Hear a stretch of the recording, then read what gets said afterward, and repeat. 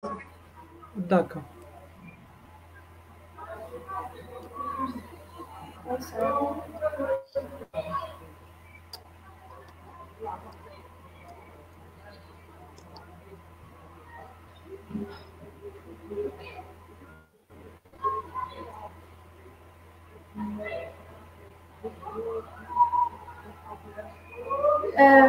Boubacar. Ah, أنا شوف سمعتك أحلام. البوبليكاسيون داكور. البوبليكاسيون جات في الفيديو. دقيقة نشوف. نورمالمون سي دقيقة فوالا. دوك يجيو لي زيتيديون وتبدا. سي بون. دوك ماما دوك يشوفوها. داكور. C'est bon, on commence? Quelques minutes برك D'accord, دكتور d'accord. يجي. Quand vous me donnez le feu vert, je commence. داكور. أحلام. أحلام. أنا كي تشوفي لي زيتيديون جاو قولي للبروف تكومونسي وانت ديزاكتيفي الميكروفون تاعك. اوكي. جاو لي زيتيديون. نو مازال.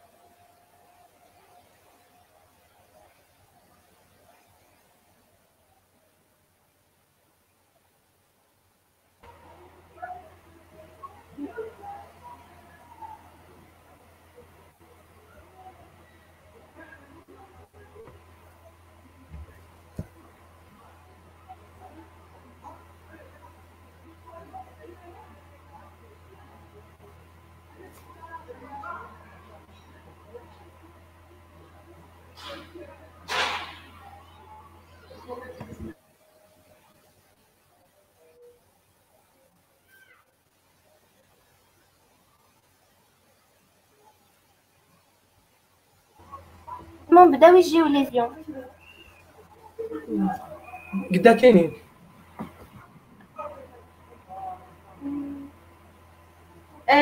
يطاقيو في بعضهم بزاف سنة.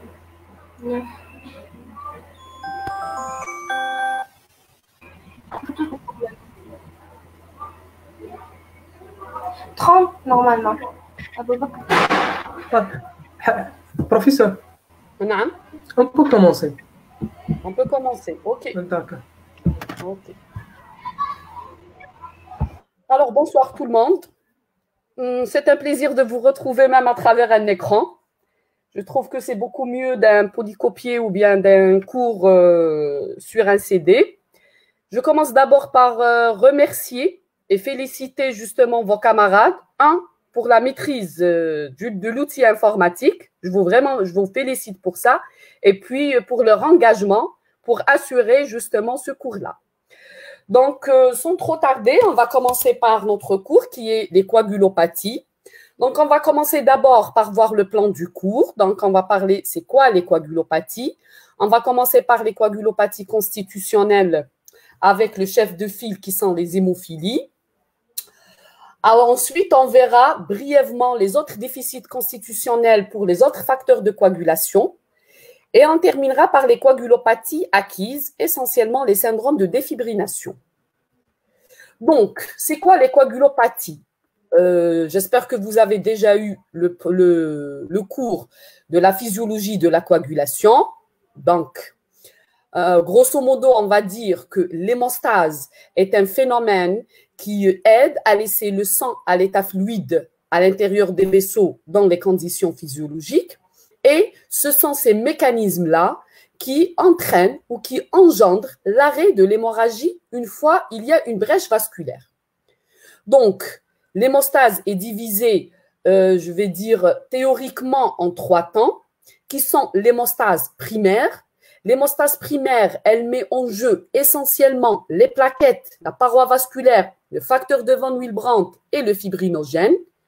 Et le but de cette hémostase primaire, c'est elle qui intervient en premier lieu. Et le but, c'est la formation de ce qu'on appelle un clou plaquettaire ou un thrombus blanc. Ce thrombus blanc ou ce clou plaquettaire, il va essayer justement, dans un premier temps, d'arrêter l'hémorragie. Cependant, il est encore fragile et il n'est pas très étanche. Donc, la coagulation va intervenir afin de former un réseau de fibrine. Et c'est ce réseau de fibrine qui va rendre ce clou plaquettaire ou ce thrombus blanc en un thrombus rouge plus étanche. Enfin, va intervenir la fibrinolyse dont le rôle essentiel est la destruction de ce caillot une fois il va y avoir la reprise et la cicatrisation du réseau vasculaire. Ça, c'est théoriquement ou schématiquement. Mais en fait, ce qui se passe in vivo, au niveau de l'organisme, dès qu'il y a une brèche vasculaire, il va y avoir effectivement le déclenchement de l'hémostase essentiellement par l'activation des plaquettes et les premières plaquettes activées vont entraîner la stimulation des phénomènes de la coagulation pour former ce thrombus. Donc, en fait, les 3 temps sont interdépendants et se voient pratiquement en même temps. Donc, toujours par rapport au rappel, voyons ce qu'on avait vu tout à l'heure, donc les temps de l'hémostase primaire. Voilà, donc comme vous voyez ici, voilà, on a ici une brèche vasculaire. Donc, vous voyez la vasoconstriction qui est la première réaction du vaisseau contre cette hémorragie. Cette constriction de vaisseau, elle a 2 rôles. Et cette constriction de vaisseau, elle se fait grâce justement à la paroi vasculaire. Elle a 2 rôles, comme je viens de vous le dire. Le premier rôle, c'est diminuer l'étendue de la brèche vasculaire.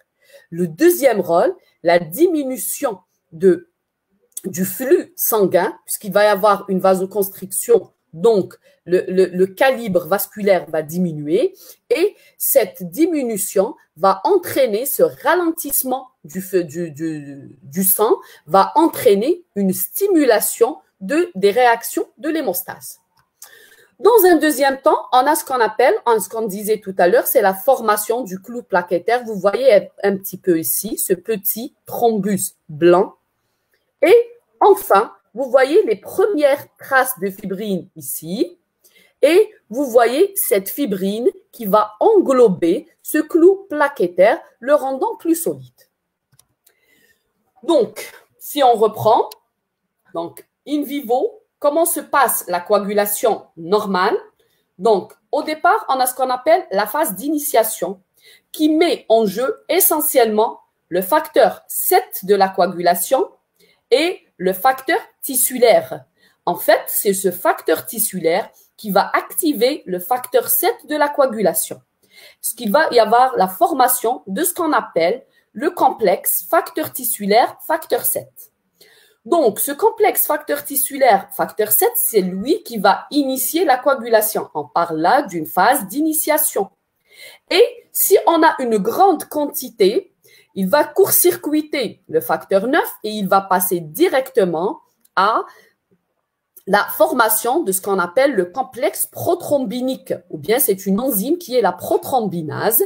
Elle est formée par le facteur 10 qui va être activé avec son cofacteur, le facteur 5. Une petite partie toujours de ce complexe facteur tissulaire facteur 7 va activer le facteur 9. Une fois le facteur 9 activé, avec son cofacteur, le facteur 8, il va aussi activer le facteur 10 entraînant la formation de ce complexe prothrombinique formé par le facteur 10 activé et son cofacteur, le facteur 5. Donc ça, c'est la première phase de la coagulation normale physiologique et elle est dite phase d'initiation.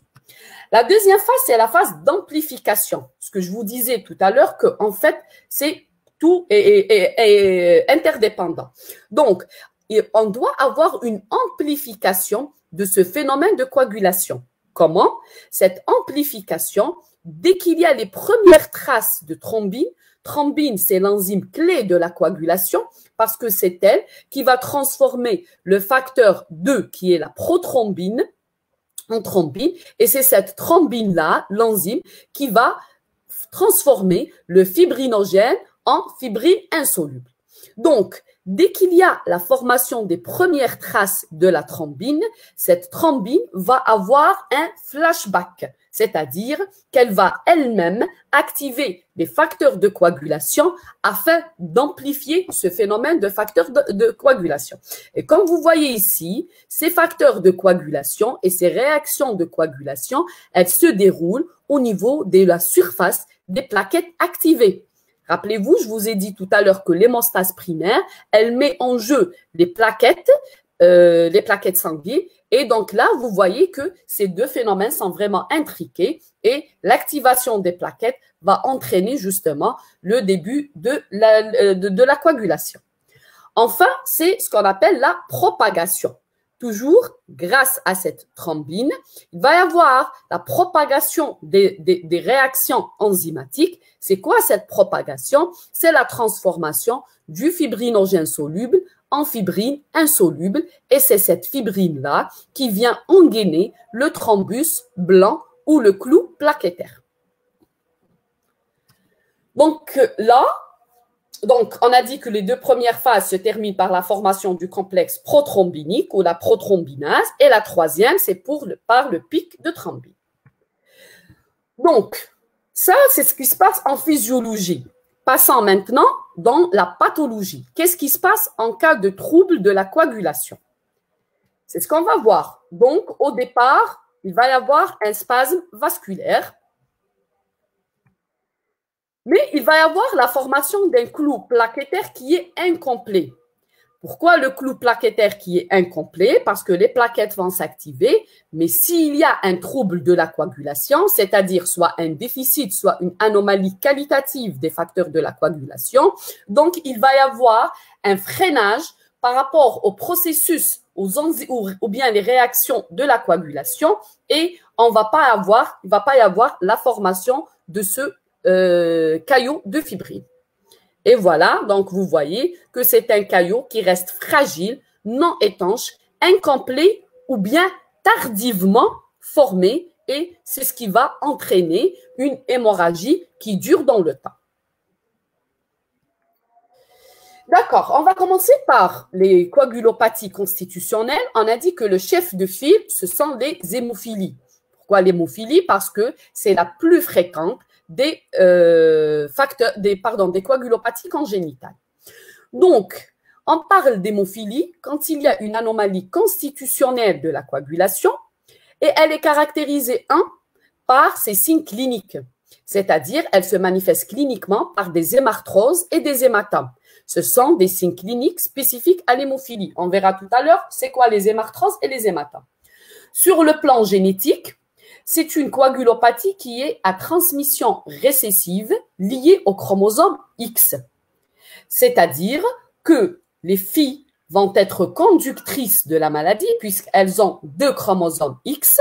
Donc, l'un peut camoufler l'anomalie de l'autre. Par contre, les garçons qui ont des chromosomes XY, donc l'X va être malade et l'Y va être sain, mais la maladie va se manifester chez le garçon. Donc, on aura des garçons atteints ou symptomatiques. La troisième ou la triple caractéristique, elle est biologique. On parle d'hémophilie seulement s'il s'agit d'une absence ou anomalie de l'un des 2 facteurs suivants. Soit c'est le facteur 8 de la coagulation ou le facteur 9 de la coagulation. Dans le cas du facteur 8, on parlera d'une hémophilie A. Dans le cas du facteur 9, on parlera d'hémophilie B. J'insiste sur ce point parce que parfois, tous les facteurs de coagulation peuvent être sujets à un déficit constitutionnel, mais on ne parle pas d'hémophilie. L'hémophilie, elle est spécifique aux facteurs 8 et 9 de la coagulation. Vous m'excusez une seconde, je reviens.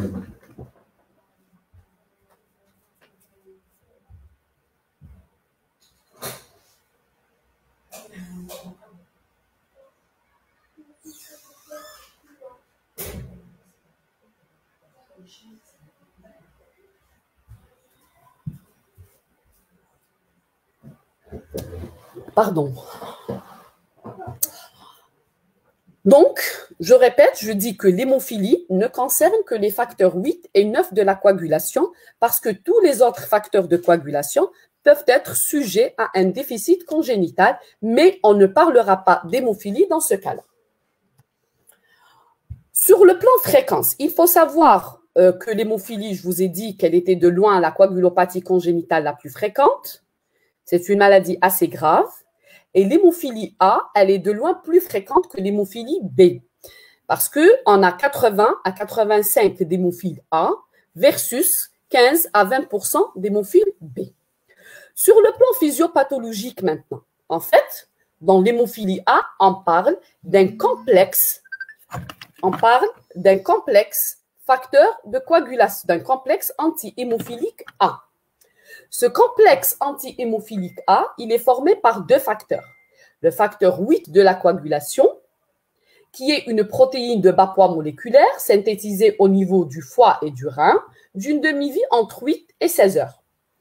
Mais ce facteur 8 de la coagulation, il circule dans la circulation sanguine lié au facteur de von Willebrand. Le facteur de von Willebrand, c'est un facteur qui joue un double rôle. Un rôle dans l'hémostase primaire, c'est essentiellement, il joue un rôle dans l'adhésion plaquettaire au sous-endothélium vasculaire. Donc, c'est le rôle à jouer dans l'hémostase primaire.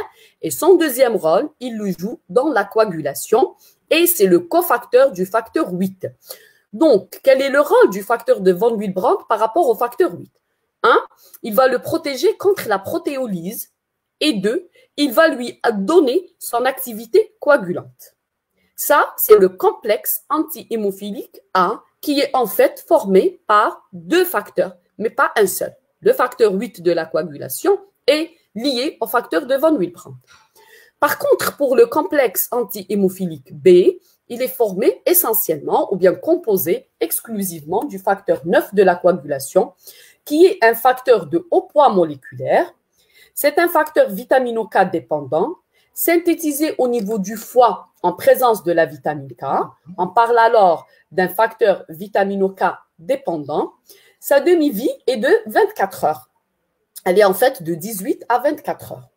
Ce qu'il faut savoir aussi, que le complexe anti-hémophilique A et le complexe anti-hémophilique B, tous les deux interviennent dans la voie endogène de la coagulation. Donc, on va voir qu'est-ce qui se passe chez un enfant hémophile.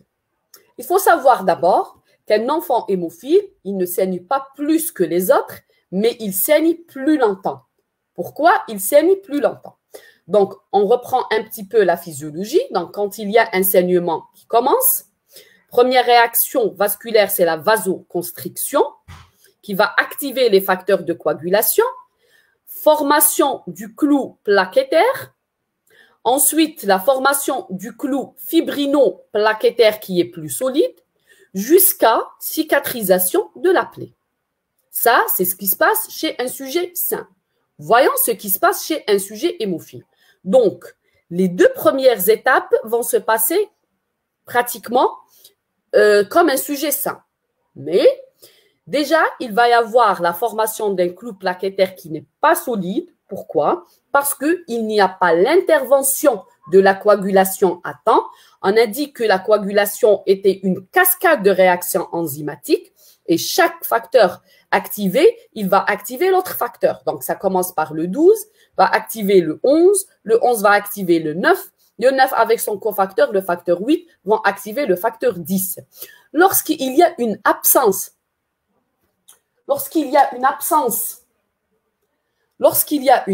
maintenant du facteur 8 ou 9 de la coagulation, il ne va pas y avoir la formation d'une quantité importante de thrombine et donc le caillot fibrino-plaquettaire va se former tardivement.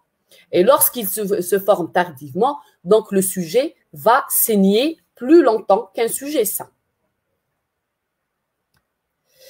Voilà maintenant la transmission génétique. Sur le plan génétique, on a dit que la transmission était récessive liée au sexe et que l'anomalie était portée par le chromosome X. Pourquoi? Parce qu'en fait, le gène qui code pour le facteur 8 ou 9 de la coagulation se trouve sur le chromosome X.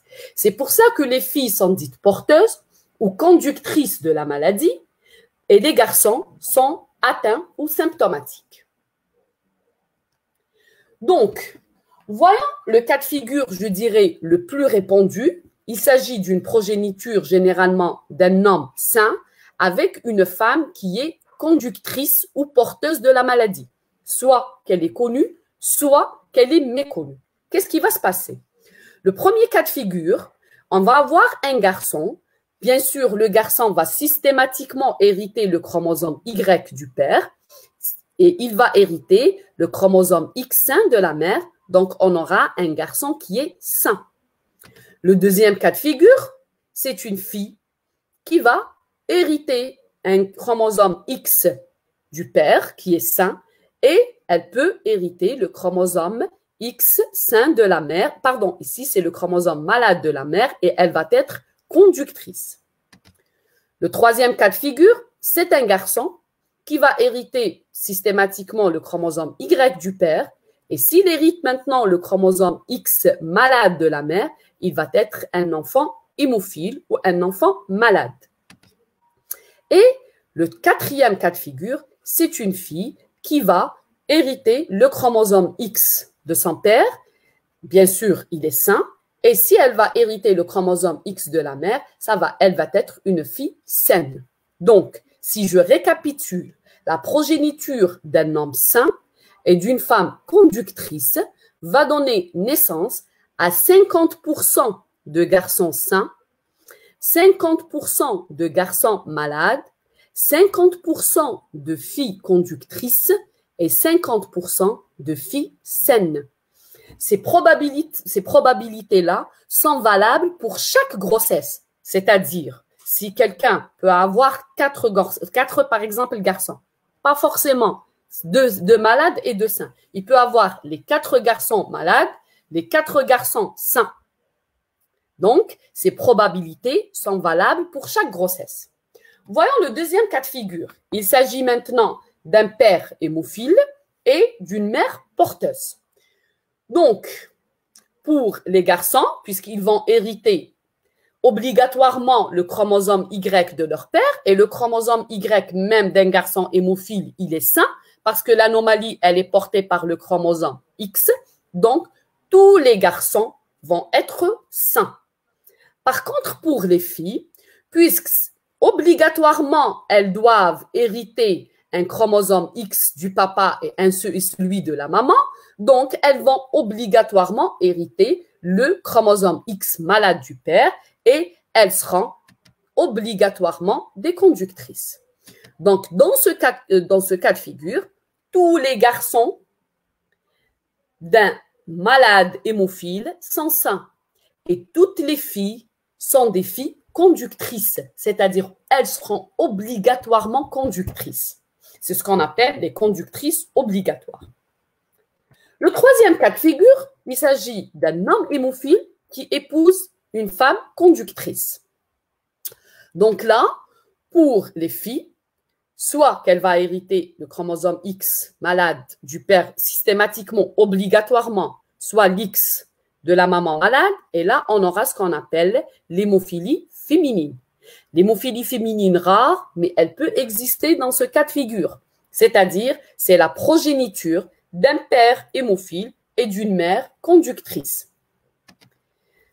Les garçons vont obligatoirement hériter le chromosome X de leur papa, Y, pardon, de leur papa. Donc, soit 50% de risque pour qu'on ait un garçon hémophile et 50% de chance pour qu'on ait un garçon sain. Par contre, pour les filles, 50% de risque qu'elles soient hémophiles, c'est-à-dire qu'elles soient symptomatiques et elles présentent les signes cliniques de la maladie, et 50% de risque qu'elles soient au moins conductrices, c'est-à-dire qu'on n'aura pas du tout de filles saines. Voyons maintenant, il faut savoir, on a dit que l'hémophilie était une maladie congénitale, c'est-à-dire héréditaire. Héréditaire, donc il va y avoir obligatoirement des cas malades dans la famille. Cependant, dans 30% des cas, il n'y a pas de cas similaire dans la famille et il va y avoir une mutation en intra-utérin, ce qui va donner naissance justement à un garçon hémophile ou à une fille conductrice. C'est ce qu'on appelle les cas sporadiques. Un cas sporadique, c'est le premier cas dans une famille sans qu'il y ait d'antécédents familiaux d'hémophilie. Mais ce cas sporadique, il va transmettre la maladie et il va être justement, si c'est une fille, elle va être conductrice, si c'est un garçon, il va être malade et ils vont tous les deux transmettre l'anomalie à leur progéniture. Passons maintenant aux manifestations cliniques. Je vous ai dit, dans la définition déjà de l'hémophilie, il y a une particularité clinique, c'est les signes cliniques. Soit ce sont les hémarthroses ou les hématomes. Donc, il faut savoir d'abord que les signes cliniques sont similaires dans l'hémophilie A et dans l'hémophilie B. C'est-à-dire, selon les signes cliniques, on ne peut pas dire que celui-là, c'est un hémophile A, celui-là, c'est un hémophile B. La définition d'hémophilie A et B, elle n'est que biologique. La symptomatologie clinique, elle est d'autant plus précoce et plus bruyante, plus importante que le déficit est sévère. Dans ce cas-là, on va voir les différentes, justement, stades de la maladie. Donc, plus le déficit est sévère, plus la symptomatologie va être sévère, plus le syndrome hémorragique va être important. Le plus souvent, les premières hémorragies sont causées par des traumatismes, mais généralement, c'est des traumatismes qui sont minimes. Cependant, chez les hémophiles sévères, on peut trouver des hémorragies spontanées. Surtout à type d'hémarthrose, c'est surtout sur des articulations qui sont déjà malades. Donc, si je résume les manifestations cliniques, on va dire qu'il y a deux types d'hémorragies. Les hémorragies spécifiques à l'hémophilie, ce sont les hémarthroses et les hématomes. Et les hémorragies non spécifiques, ce sont généralement des hémorragies extériorisées, mais qu'on peut voir aussi dans d'autres pathologies de la coagulation ou dans l'hémostase en général, à type d'épistaxie, gingivorragie, hématurie, des saignements digestifs, etc. Donc, on va commencer par le premier signe clinique, ce sont les hémarthroses. C'est quoi les hémarthroses? Les hémarthroses sont les saignements au niveau des articulations. Elles sont spécifiques, je dirais, et caractéristiques de l'hémophilie sévère. Les articulations les plus touchées sont les grosses articulations, c'est-à-dire genoux, coudes et chevilles. Et ces hémarthroses vont se manifester cliniquement par une tuméfaction de l'articulation avec des signes inflammatoires locaux, atypes de douleur, rougeur, chaleur et surtout impotence fonctionnelle. La caractéristique aussi de ces hémarthroses, c'est qu'elles vont récidiver au niveau de la même articulation si elles ne sont pas traitées adéquatement et précocement. C'est ce qui va entraîner d'une part des hémorragies spontanées et d'une autre part, il va y avoir une détérioration du capital articulaire de l'os entraînant à la longue la complication la plus redoutable de la maladie qui est l'arthropathie hémophilique. Donc là, sur ce schéma, on voit en bleu, ce sont les articulations les plus touchées par les hémarthroses. Donc, on voit les genoux, les chevilles et les coudes.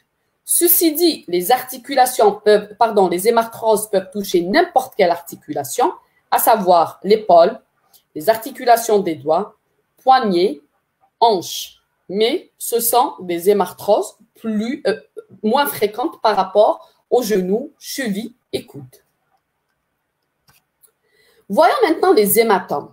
Par définition, les hématomes sont des saignements musculaires.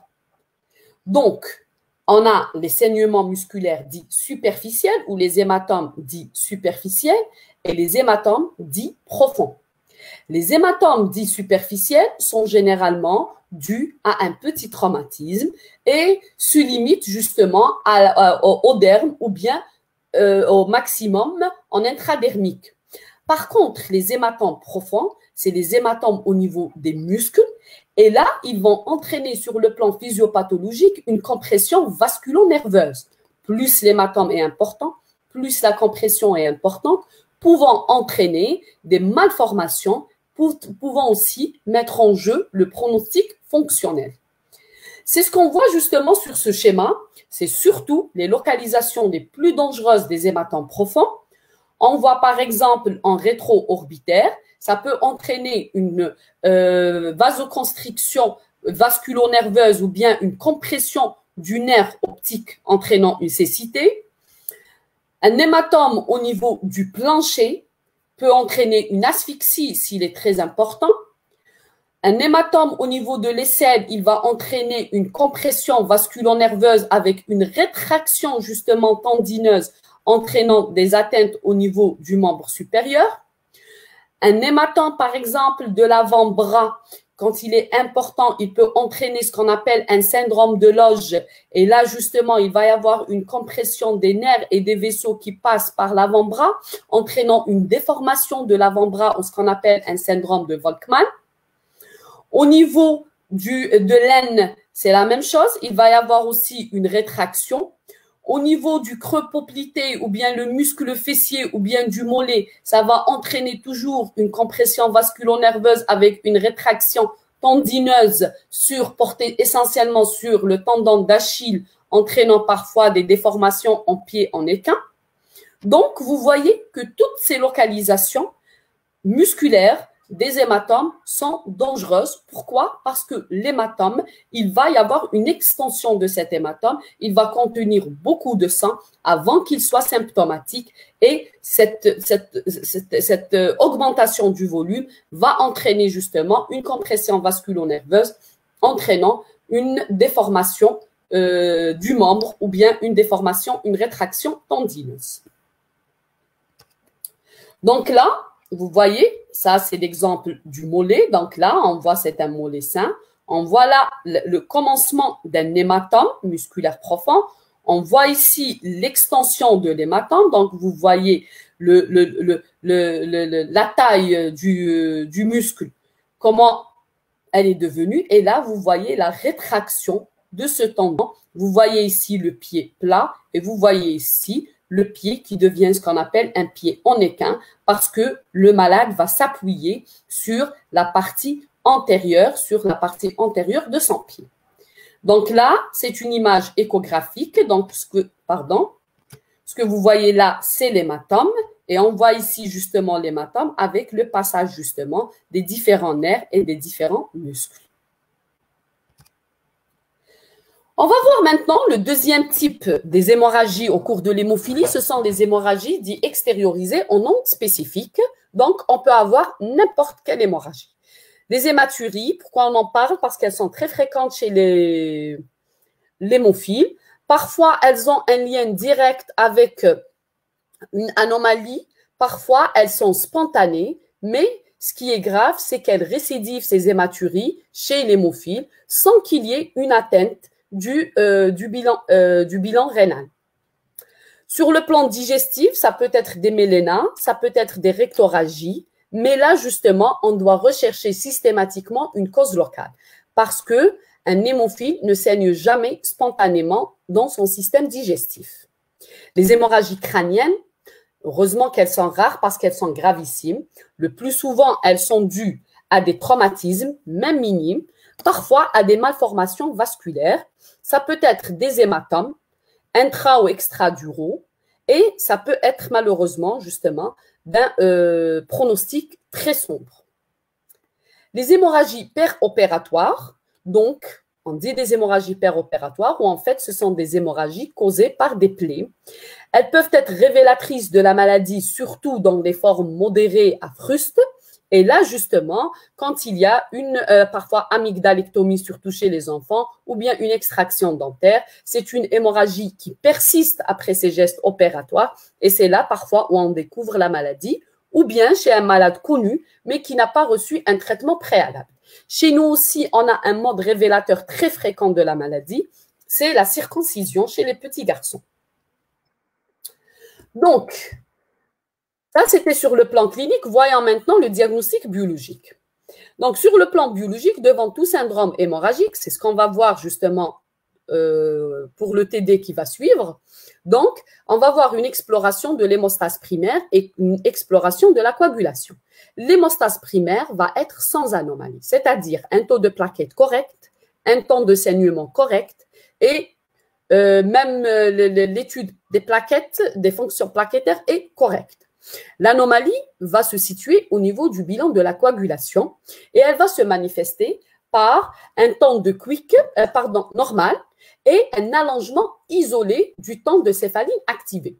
Pourquoi c'est le temps de céphaline activé? Parce qu'on a dit que le facteur 8 et le facteur 9, tous les deux, interviennent dans la voie endogène de la coagulation. Et la voie endogène de la coagulation, elle est explorée par le temps de céphaline activé. C'est pour ça qu'on a un temps de céphaline activé qui est allongé, alors que le temps de Quick qui explore la voie exogène de la coagulation va être normal. Donc, ce n'est pas tout allongement du TCA est une hémophilie. Le diagnostic de certitude, il doit être posé par le dosage des facteurs de coagulation. Et là, justement, ce dosage des facteurs de coagulation, il a un double intérêt.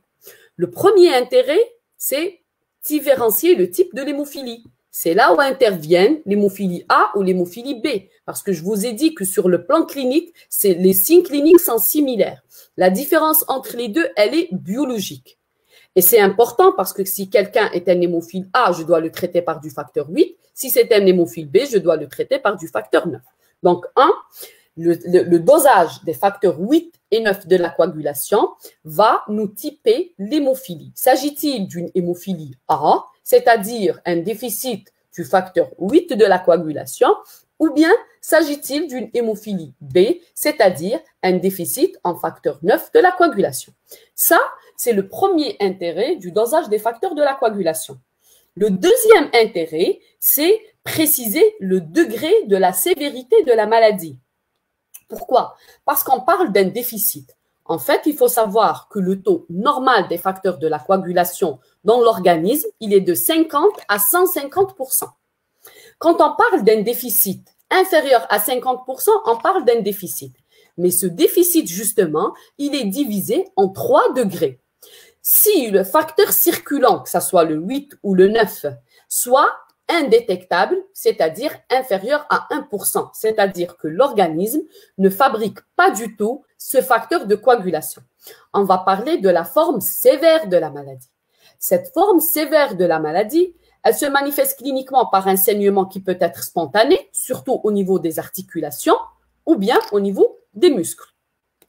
Deuxième degré, on parle d'un déficit modéré, c'est-à-dire que l'organisme fabrique une petite quantité de ces facteurs de la coagulation. Et c'est cette petite quantité, elle varie entre 1 et 5%. Chez les gens qui présentent la forme modérée de la maladie, il faut savoir que les saignements ne sont pas spontanés. Les saignements, généralement, sont causés par des traumatismes, même des traumatismes minimes, mais c'est des saignements qui sont prolongés. La forme mineure de la maladie, c'est lorsque les facteurs circulants, c'est-à-dire que ce soit le 8 dans l'hémophilie A ou le 9 dans l'hémophilie B, ils soient entre 5 et 40%. Parce que au-delà de 40%, l'organisme peut assurer une hémostase satisfaisante.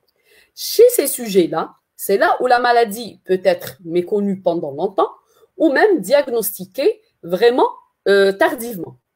Et là, justement, ils présentent des hémorragies graves, mais après des traumatismes importants, que ce soit une intervention chirurgicale lourde ou un traumatisme majeur. Donc, si je récapitule, il s'agit d'un TCA qui est activé, d'un TCA qui est allongé, d'un temps de QI qui est normal, avec un syndrome hémorragique. Je reprends, c'est pas tout allongement d'un TCA veut dire une hémophilie. Parce que le TCA, il explore toute la voie endogène de la coagulation. Donc, on a d'abord la clinique, le syndrome hémorragique, et la biologie qui montre un allongement isolé du TCA. Et là, justement, on va doser les facteurs de coagulation en commençant par les facteurs 8 et 9 de la coagulation parce que l'hémophilie est de loin la coagulopathie congénitale la plus fréquente. Si on les trouve normales, on doit passer au dosage des autres facteurs de la voie endogène de la coagulation. Donc, pour le diagnostic positif, qu'est-ce qu'on va retenir? Il s'agit le plus souvent d'un enfant de sexe masculin. Ceci dit, l'hémophilie féminine existe dans le cas où on a une femme conductrice qui épouse un homme malade. Deuxièmement, on va rechercher dans les antécédents personnels et familiaux du sujet des syndromes hémorragiques similaires.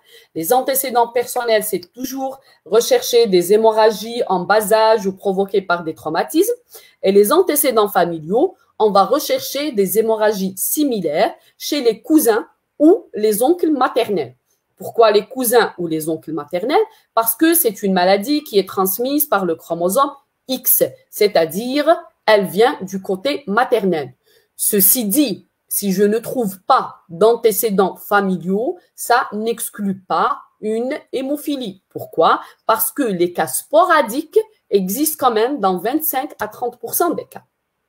Sur le plan biologique, c'est une hémostase primaire qui est sans anomalie et c'est un allongement isolé du TCA, c'est-à-dire le temps de Quick normal.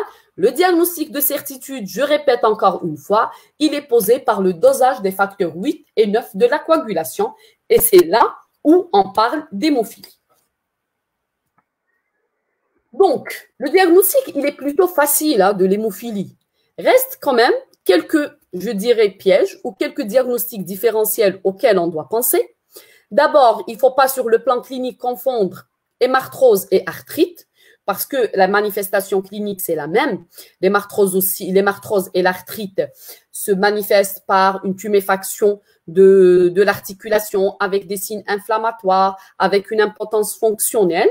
Cependant, dans les arthrites, il y a toujours un syndrome infectieux, or que dans les hémarthroses, il n'y a pas de syndrome infectieux. Le diagnostic sera posé par le bilan de coagulation. Il ne faut pas confondre aussi hématome et abcès, parce que là aussi, sur le plan clinique, c'est la même manifestation. Or que l'abcès, généralement aussi, on a des signes d'un syndrome infectieux, or que dans les hématomes, il n'y a pas de signe de syndrome infectieux. Sur le plan biologique, là aussi, il va y avoir une anomalie du bilan de la coagulation dans l'hématome. Il va y avoir des signes d'une infection, comme une CRP élevée, en cas d'abcès, par exemple. Le cas particulier de l'hématome du psoas. Le psoas est un muscle qui est profond et il va justement jusqu'à la fosse iliaque. Donc, Si on a un hématome du psoas, d'ailleurs, qui est une urgence thérapeutique chez l'hémophile, il va se manifester cliniquement par une douleur au niveau, quand on parle d'appendicite, on parle d'un muscle psoas droit. Hein. Donc, il va y avoir une douleur au niveau de la fosse iliaque droite ou allant parfois du flanc jusqu'à la fosse iliaque droite, avec des signes aussi d'un flessum en position antalgique en chien de fusil. Pourquoi? Parce que lorsqu'il y a l'extension justement du muscle, le malade a tendance à fléchir son membre inférieur pour ne pas sentir la douleur. Quand on palpe, c'est toujours une douleur qui est déclenchée par la palpation. Et là, justement, si on connaît les antécédents du patient, on doit suspecter d'abord, on doit éliminer d'abord un hématome du psoas droit et ceci peut se faire par une échographie abdominale. Donc, devant toute douleur abdominale chez un sujet hémophile, il faut faire une échographie abdominale. Quatrième diagnostic différentiel, distinguer l'hémophilie des autres anomalies de l'hémostase. Je vous ai dit que certes qu'il y a des signes spécifiques de l'hémophilie, à savoir l'hémarthrose et l'hématome, mais parfois justement, en cas d'hémophilie modérée, on peut ne pas trouver justement ces signes hémorragiques. Par contre, on peut trouver d'autres signes hémorragiques tels que des épistaxis ou des gingivorragies. Donc là, il faut faire la part des choses entre une anomalie de la coagulation et des troubles de l'hémostase primaire. Il faut savoir que le syndrome hémorragique dans l'hémostase primaire, il est spontané. C'est un syndrome hémorragique d'un début brutal, cutaneo-muqueux, généralement, sans facteur déclenchant. Et sur le plan biologique, bien sûr, on va trouver une exploration de l'hémostase primaire qui est anormale, à savoir soit une thrombopénie, soit un temps de saignement allongé, alors que la coagulation, représentée par les deux tests globaux, à savoir le temps de Quick et le temps de céphaline activé, vont être normaux. Enfin, le diagnostic différentiel, je dirais, le plus difficile ou bien auquel les médecins ne font pas tout le temps attention, c'est entre justement l'hémophilie A, essentiellement l'hémophilie A modérée, et la maladie de von Willebrand. Rappelez-vous, tout à l'heure, je vous ai dit que le complexe anti-hémophilique A était une combinaison de deux facteurs. C'est le facteur 8 de la coagulation avec le facteur de von Willebrand. Je vous ai aussi dit que le facteur de von Willebrand joue un rôle essentiel dans l'hémostase primaire et dans la coagulation. Comme on le sait, tous les facteurs de coagulation peuvent être sujets à un déficit congénital, entre autres le facteur de von Willebrand. Et là, il va donner ce qu'on appelle la maladie de von Willebrand, qui est une anomalie congénitale de l'hémostase primaire. Ce n'est pas une anomalie de la coagulation, mais c'est une anomalie de l'hémostase primaire. Mais elle est de loin plus fréquente que l'hémophilie. Cette anomalie de l'hémostase primaire, d'abord, elle va se manifester cliniquement par un syndrome hémorragique cutaneo-muqueux, contrairement à l'hémophilie. Donc, on va trouver surtout un syndrome hémorragique muqueux, gingivorragie, épistaxis, ou bien cutané à type d'icomose, mais jamais de pétéchie. Sur le plan transmission génétique, donc la transmission, elle est autosomale dominante dans les 2/3 des cas, parce qu'on a en fait 3 types de maladies de Willebrand. Le type 1, c'est un déficit quantitatif modéré. Le type 2 est un déficit qualitatif. Et le type 3 est un déficit quantitatif très important. Donc, dans les 2/3 des cas, on va trouver une transmission autosomale dominante. C'est-à-dire que c'est une maladie qui touche aussi bien le garçon que la fille. Sur le plan biologique, on va trouver une anomalie commune de l'hémostase primaire et de la coagulation qui se manifeste par un temps de saignement allongé, un TCA allongé, alors que le temps de Quick, il est normal. Dans ce cas-là, le diagnostic de certitude sera posé par le dosage de facteur 8 et le facteur de von Willebrand. Et cela devant toute hémophilie modérée, parce que l'hémophilie modérée, on va trouver une diminution entre 1 et 5 du facteur 8, on doit s'assurer qu'il ne s'agit pas en fait d'une maladie de Von Willebrand en dosant le facteur de Von Willebrand. Enfin, sur le plan biologique, il faut distinguer l'hémophilie d'une autre coagulopathie. Je vous ai dit tout à l'heure que ce n'est pas tout TCA allongé veut dire une hémophilie A. Donc, devant un TCA allongé, c'est vrai qu'on commence par le dosage du facteur 8 et 9 parce que l'hémophilie est la plus fréquente, mais on ne doit pas négliger les autres facteurs de la coagulation. Si on les trouve normaux, on doit faire le facteur 11, le facteur 12. Ça, c'est pour l'hémophilie A. Pour l'hémophilie B, il faut distinguer une hémophilie B d'un déficit des facteurs de coagulation vitamino-K dépendants. Et dans ce cas-là, on ne trouvera pas seulement une diminution isolée du facteur 9, mais on va trouver une diminution des autres facteurs de la coagulation vitamino-K dépendants, à savoir le facteur 7, le facteur 2 et le facteur 10. On arrive maintenant au traitement. Donc, il faut connaître qu'il y a des principes de traitement de l'hémophilie. Il faut savoir on a dit que l'hémophilie était une maladie congénitale. Dans sa forme sévère, elle est diagnostiquée très tôt dans l'âge du patient. Donc, les parents ont besoin de ce qu'on appelle une éducation sanitaire. C'est quoi une éducation sanitaire? Expliquer c'est quoi la maladie, c'est quoi les signes cliniques de la maladie, qu'est-ce qu'il faut faire en cas de syndrome hémorragique. Et puis, établir ce qu'on appelle une carte d'hémophilie dès le diagnostic.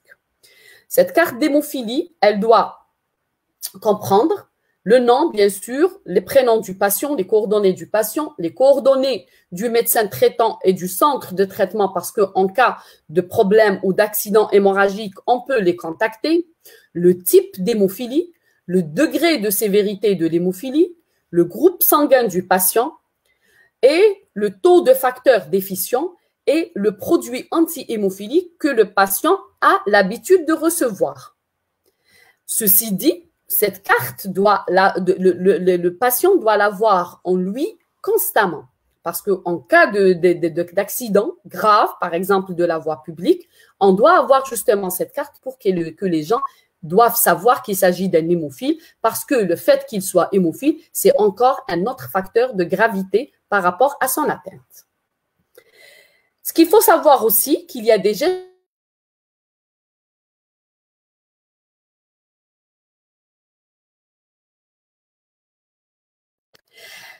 en cas de fracture en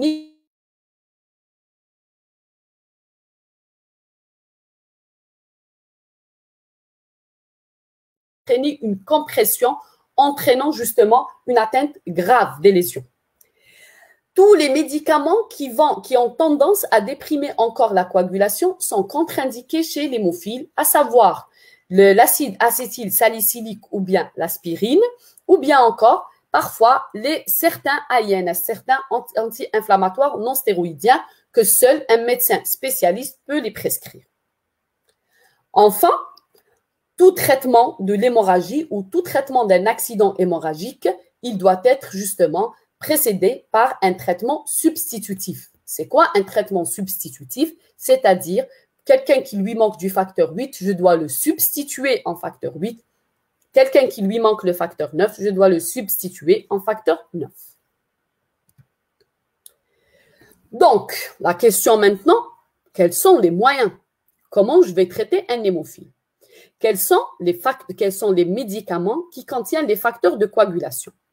Autrefois, on travaillait avec ce qu'on appelle le plasma frais congelé. C'est-à-dire, quand quelqu'un maintenant, on fait un don de sang, ce don de sang, il est systématiquement divisé. Donc, en culoglobulaire, en concentré leucocytaire, qui ne sont pas disponibles en Algérie, en concentré plaquettaire et en plasma. Pourquoi le plasma? Parce que c'est le plasma qui contient les facteurs de coagulation.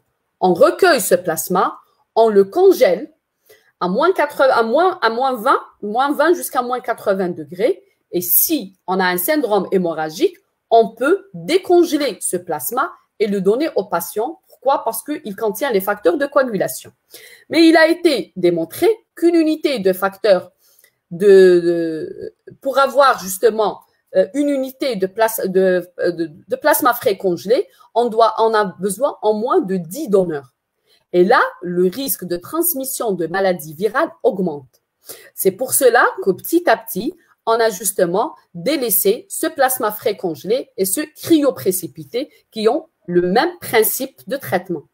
Cependant, je vous en parle toujours parce que si vous êtes dans un petit patelin, que le patient présente, vous êtes en face d'un hémophile qui présente un syndrome hémorragique, vous ne disposez pas de facteurs anti-hémophiliques, sachez que vous pouvez toujours donner du plasma frais congelé si vous en avez dans votre CTS. Et comment on le donne? On le donne à raison de 7 à 10 millilitres par kilo à renouveler après 8 heures, tout dépend du facteur déficient, en cas de persistance de syndrome hémorragique. Parce que le traitement actuel de l'hémophilie sont les facteurs anti-hémophiliques. D'où proviennent ces facteurs anti-hémophiliques? On distingue actuellement deux origines.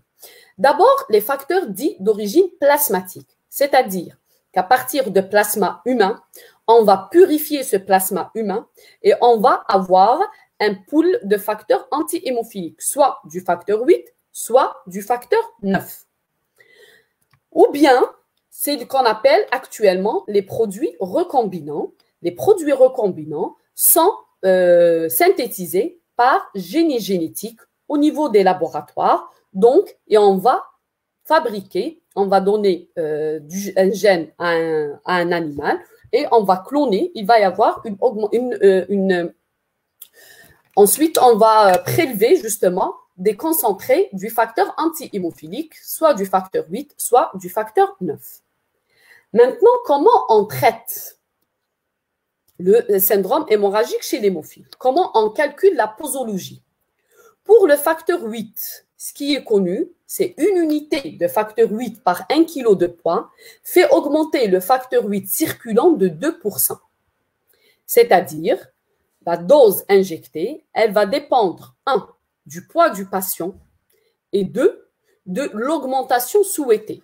Si un malade, par exemple, qui est un hémophile sévère, c'est-à-dire qui n'a pas du tout du facteur 8, et j'ai besoin d'arrêter un saignement ou bien il est candidat à une intervention chirurgicale, il doit avoir un facteur 8 qui est aux alentours de 100% pour éviter tout risque de saignement.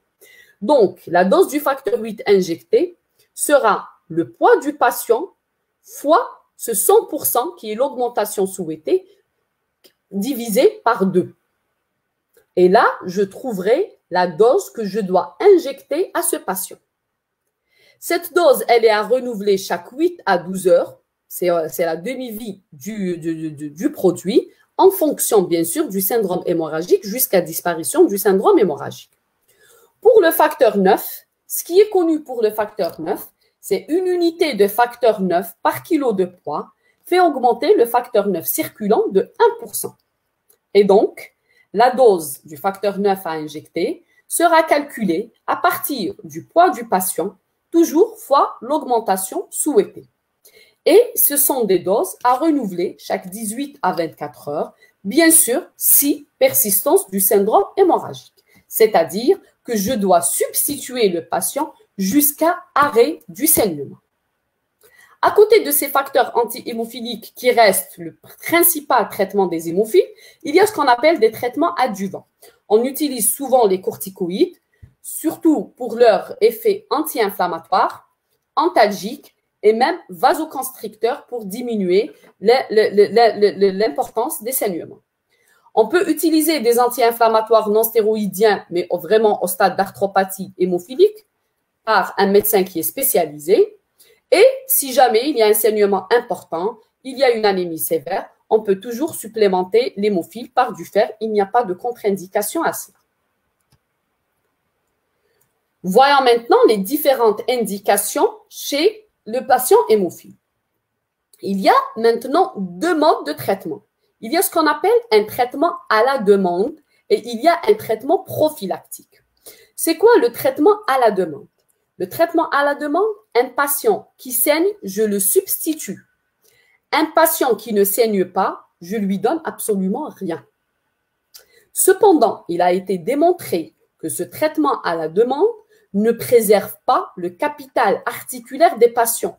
Parfois, il y a des saignements, ce qu'on appelle des saignements infracliniques, c'est-à-dire qui ne se manifestent pas cliniquement, mais le patient peut saigner dans son articulation et ces saignements répétés peuvent entraîner justement à la longue l'arthropathie hémophilique avec détérioration du capital articulaire.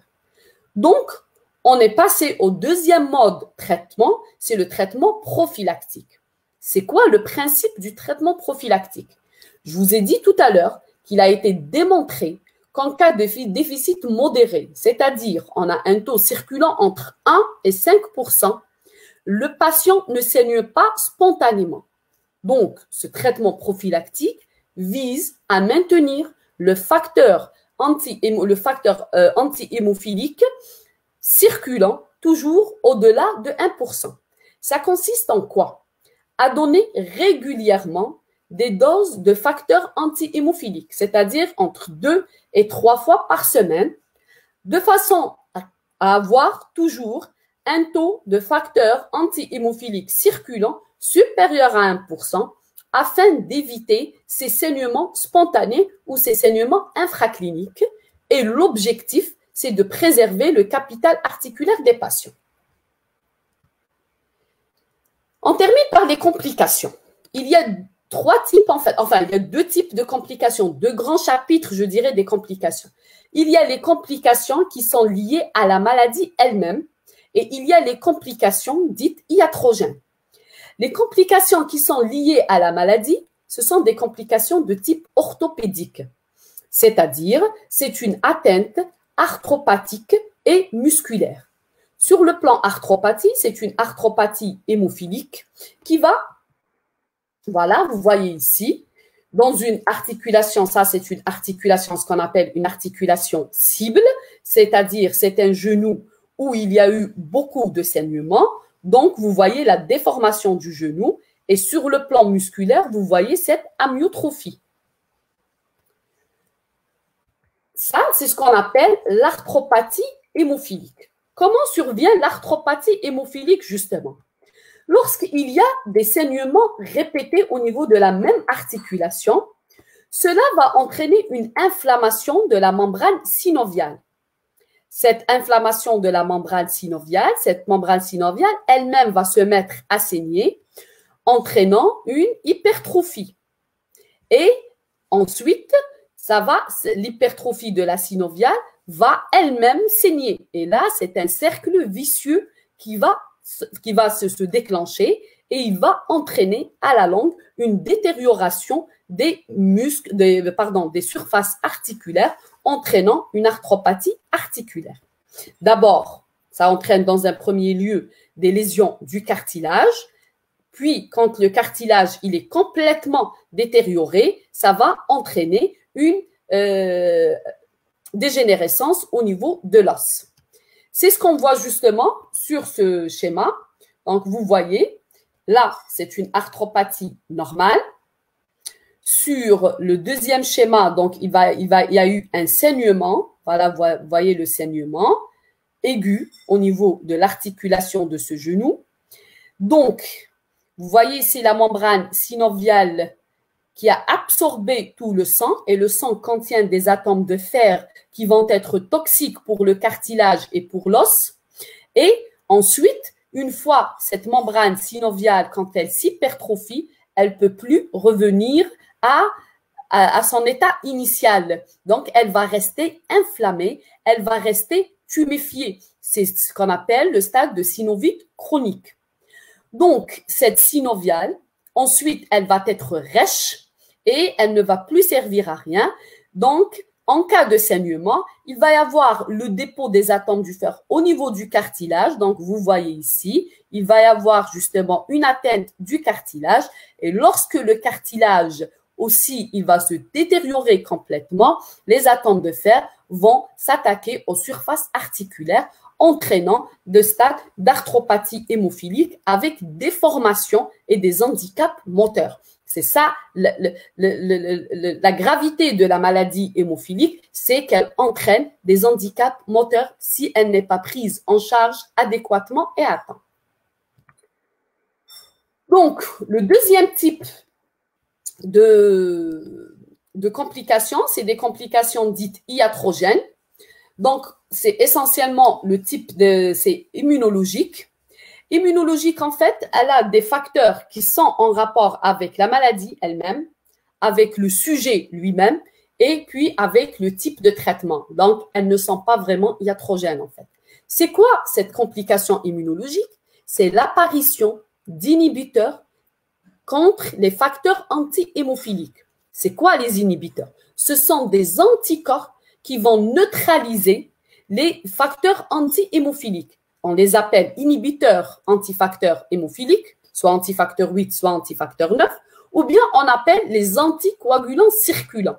C'est-à-dire qu'à un certain moment de la vie de l'hémophile, ce dernier va développer des anticorps. Ces anticorps sont dirigés contre les facteurs anti-hémophiliques et ça va poser justement un problème thérapeutique parce que s'il saigne, je lui donne par exemple du facteur 8, s'il a ces inhibiteurs ou ces anticorps, ils vont neutraliser ce que je vais donner comme facteur 8. Heureusement, et là, c'est une complication redoutable, surtout pour les médecins, parce qu'elle va engendrer un cas justement de difficulté thérapeutique. Heureusement, actuellement, on dispose de certains facteurs qui sont destinés à ces patients qui ont des inhibiteurs. C'est ce qu'on appelle les agents bypassants. C'est-à-dire, c'est des agents, on a deux d'ailleurs dans le monde entier et c'est les mêmes qui existent aussi en Algérie. Donc, soit qu'on donne directement le complexe prothrombinique pour essayer directement d'activer la voie commune de la coagulation, soit qu'on donne du facteur 7 activé. La dernière complication, c'est une complication infectieuse. Les complications infectieuses, comme je vous ai dit tout à l'heure, c'est à partir surtout quand on donnait des plasmas frais congelés ou de cryoprécipités, il y avait le risque de transmission virale, et même avec les facteurs d'origine plasmatique. Mais actuellement, justement, il y a eu un développement des procédés d'inactivation virale de ces produits-là, et ce sont des produits qui sont pratiquement sûrs. Au départ, les maladies infectieuses, le plus souvent qui étaient transmises au cours de l'hémophilie, c'était l'hépatite B, l'hépatite C et il y a eu aussi des cas de VIH. Actuellement, avec le développement des procédés d'inactivation virale, on ne voit plus d'hépatite B ni d'hépatite C, encore moins de VIH. Par contre, il reste toujours certains virus, ce sont des virus dits enveloppés, qu'on n'arrive pas toujours à éliminer par les procédés actuels d'inactivation virale. Donc là, c'est quelques radios justement pour l'arthropathie hémophilique. Donc, vous voyez ici à droite, c'est l'articulation normale d'un genou avec les espaces interarticulaires. Et là, vous voyez justement, c'est les radios d'un hémophile. Donc, vous voyez qu'il n'y a plus cet espace articulaire. Donc, c'est une articulation qui est complètement soudée. Et une articulation qui est soudée, c'est une articulation non fonctionnelle. Vous voyez ici, en noir aussi, il y a ce qu'on appelle des kystes sous-chondraux et qui vont entraîner, s'ils vont se rompre, ils vont entraîner des lésions lytiques au niveau des os. Là, là, vous voyez à droite, justement, toujours, c'est les radios d'une articulation du coude normale. Mais à gauche, on voit justement une articulation du coude chez un hémophile sévère. Donc, on voit pratiquement, il n'y a plus l'articulation. C'est un seul os depuis l'humérus jusqu'aux os de l'avant-bras avec des ostéophytes au niveau de cette articulation. Et c'est ça justement qui va entraîner essentiellement des malformations articulaires et surtout des impotences fonctionnelles. Donc là, c'est une image typique justement d'un hémophile qui n'est pas traité adéquatement. C'est une image réelle. Hein. On l'a juste transformé comme ça pour éviter que le patient pour qu'il soit méconnaissable. Mais donc, vous voyez les amyotrophies au niveau du quadriceps, au niveau des mollets. Vous voyez le pied en équin. Vous voyez les coudes en flessum. Et vous voyez effectivement aussi l'articulation des deux genoux qui sont en flessant. Donc, pour éviter justement ces images et ces évolutions, justement, c'est pour ça que le traitement prophylactique a été instauré chez les hémophiles sévères. Donc, on a terminé avec l'hémophilie. On va voir brièvement, je vous ai dit que les coagulopathies congénitales ne concernent pas que les facteurs 8 et 9. Et tous les autres facteurs de coagulation peuvent être sujets à des déficits congénitaux. Cependant, les autres facteurs, le déficit congénital des autres facteurs de la coagulation est plus rare par rapport à l'hémophilie. Il présente sur le plan clinique une grande hétérogénéité et la transmission, elle est généralement autosomique récessive. Ce qu'il faut savoir, que certains facteurs de coagulation dont le déficit ne se manifeste pas par un syndrome hémorragique. C'est pour cela que tout à l'heure, je vous ai dit, il faut qu'il y ait une anomalie d'abord du bilan biologique, c'est-à-dire un allongement du TCA avec un syndrome hémorragique. Pourquoi?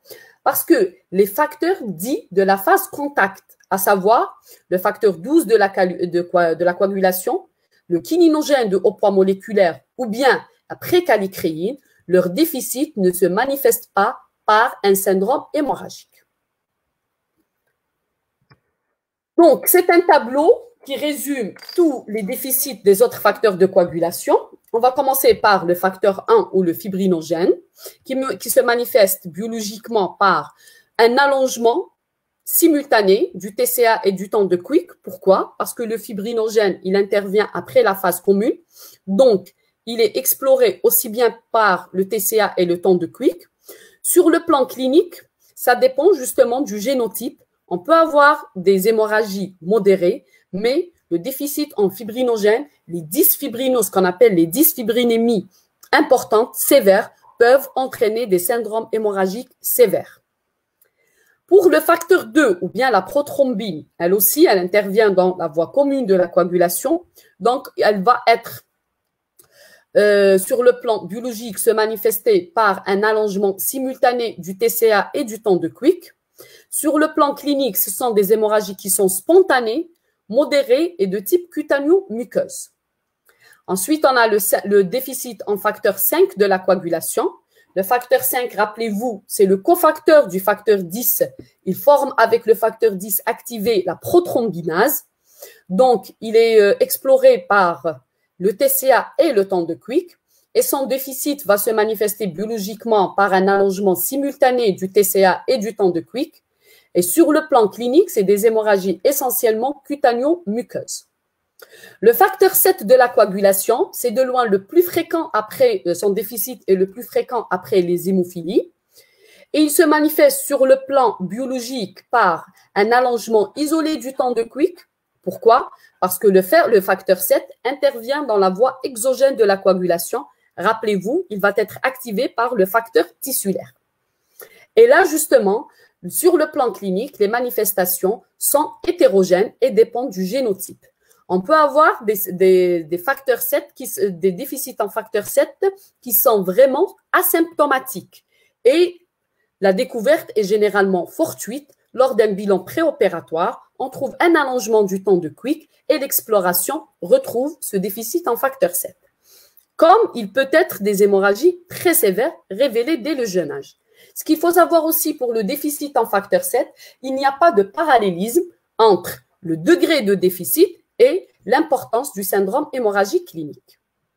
Pour le facteur 10 de la coagulation, comme il intervient aussi dans la voie commune, c'est un facteur de la prothrombinase. Il se manifeste cliniquement par un allongement simultané aussi bien du TCA et du temps de Quick. Et là aussi, ces manifestations cliniques sont variables.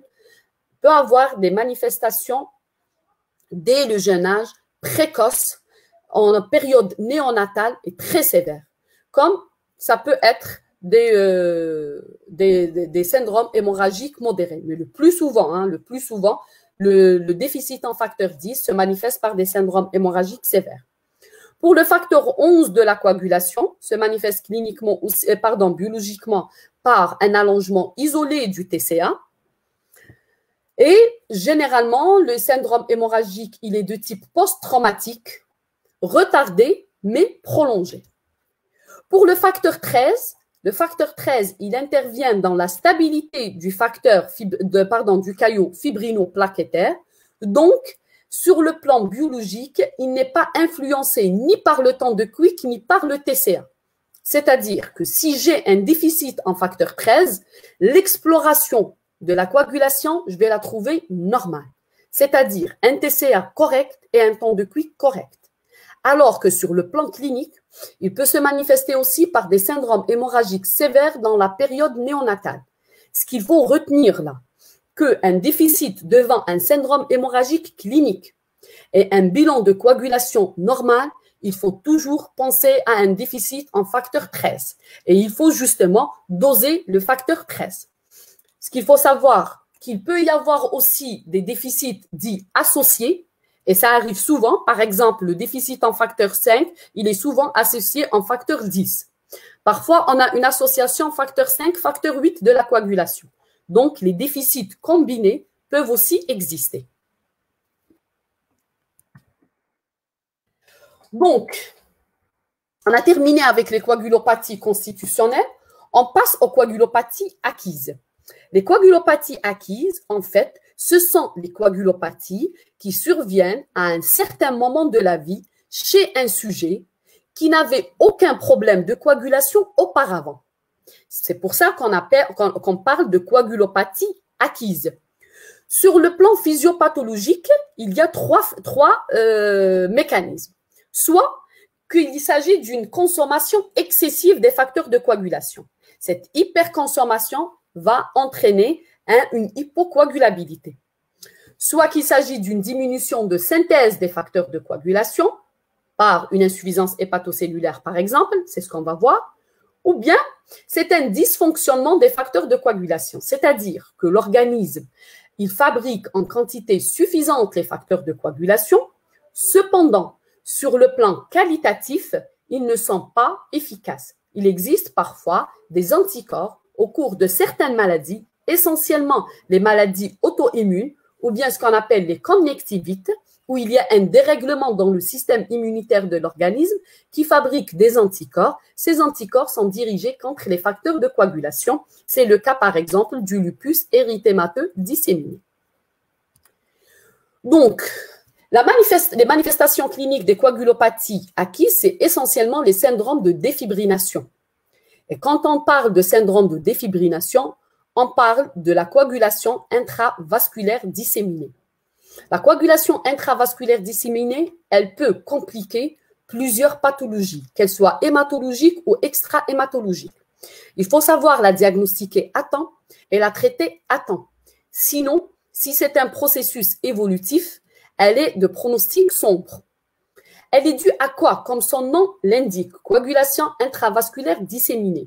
C'est une hyperstimulation de la coagulation qui va entraîner la formation de microthrombie parfois au niveau de tout l'arbre vasculaire, les gros vaisseaux et les petits vaisseaux. Pourquoi? Parce que c'est une hyperstimulation anormale de la coagulation. Il peut s'agir d'une CIVD uniquement biologique, c'est-à-dire qu'il n'y a aucune manifestation clinique, mais dans les formes aiguës graves, c'est des manifestations cliniques. D'abord thrombotiques, puis hémorragiques. On va voir les différents mécanismes physiopathologiques. Donc, sur le plan physiopathologique, ce qu'il faut savoir, le premier facteur déclenchant, c'est une activation anormale et importante de la coagulation. Cette activation anormale et importante de la coagulation va entraîner la formation de micro- ou de macrothrombie au niveau de la microcirculation vasculaire ou la macrocirculation vasculaire. Vous savez très bien, quand on a une thrombose, si un organe n'est pas irrigué, c'est un organe qui va subir des dommages et il va subir une ischémie. C'est ce qui va se passer par la suite. Donc, et cette hyperconsommation des facteurs de coagulation va entraîner un phénomène d'hypocoagulabilité par déplétion au niveau des facteurs de coagulation circulants.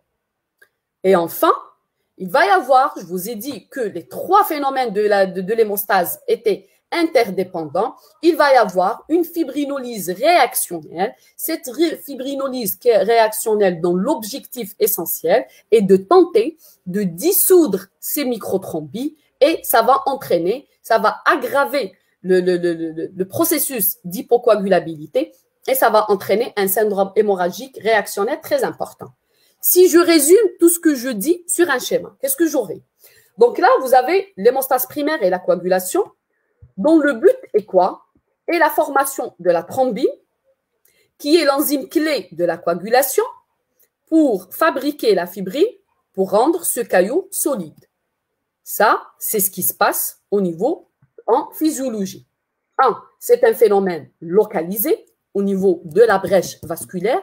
Et 2, quand on a une quantité suffisante de la thrombine, il va y avoir ce qu'on appelle les inhibiteurs physiologiques de la coagulation qui vont intervenir afin d'arrêter ce processus. Ça, c'est ce qui se passe dans les conditions physiologiques. En cas de CIVD, comme il y a une hyperstimulation de la coagulation, donc c'est une exagération des phénomènes de l'hémostase primaire et de la coagulation, j'aurai une grande quantité de thrombine qui va générer et elle va dépasser justement la capacité des inhibiteurs physiologiques de la coagulation.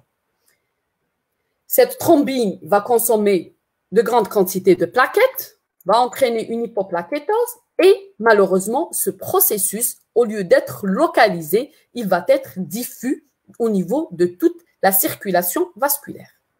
Et ça va entraîner de grandes quantités de fibrine. Ensuite, il va y avoir la fibrinolyse réactionnelle qui va tenter justement de lyser cette fibrine, entraînant encore un syndrome hémorragique grave. Donc, sur le plan clinique, on va voir la CIVD aiguë, c'est-à-dire la forme grave de la maladie. C'est elle qui se manifeste d'abord par des manifestations thrombotiques, puis des manifestations hémorragiques. Ce sont des saignements le plus souvent sévères et étendus, touchant plusieurs organes. D'abord, de type cutaneo-muqueux, avec des épistaxis, avec des hématomes en carte géographique et des ecchymoses en placard, avec un purpura pétichial et echymotique.